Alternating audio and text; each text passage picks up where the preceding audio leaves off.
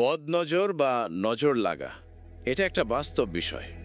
রাসূলুল্লাহ সাল্লাল্লাহু আলাইহি ওয়াসাল্লাম বলেছেন, বদনজর সত্য।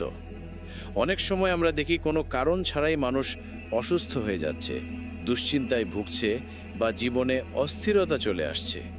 এর পেছনে বদনজর কাজ করতে পারে। আজ জানব বদনজরের 6টি লক্ষণ।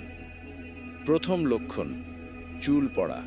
যদি হঠাৎ করে অতিরিক্ত চুল পড়তে শুরু করে, চিকিৎসা করার পরও সমাধান না হয়, তাহলে সেটা বদনজরের প্রভাব হতে পারে। দ্বিতীয় লক্ষণ, সব সময় ক্ষুধার্ত থাকা। মানুষ যতই খায় মনে হয় পেট ভরছে না। অস্বাভাবিক ক্ষুধা লাগা অনেক সময় নজরের প্রভাবের কারণে হয়। তৃতীয় লক্ষণ, অলসতা।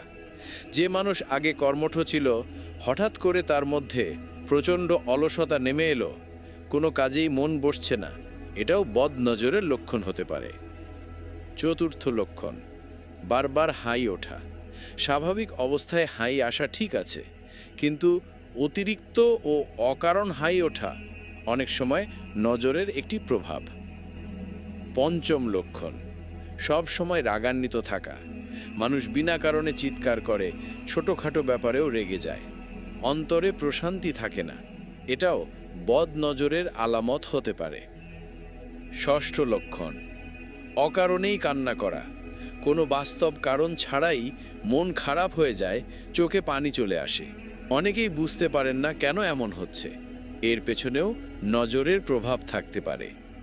মনে রাখবেন, এগুলো সবসময়ই বদনজরের কারণে হবে এমন নয়। তবে যদি একাধিক লক্ষণ একসাথে দেখা দেয় এবং দীর্ঘস্থায়ী হয়, তখন আমাদের সতর্ক হওয়া উচিত।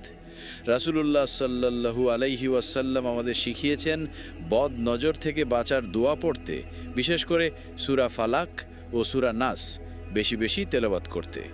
শেষ কথা হলো, মানুষের ঈর্ষা ও হিংসা থেকে আল্লাহর কাছে আশ্রয় চাইতে হবে।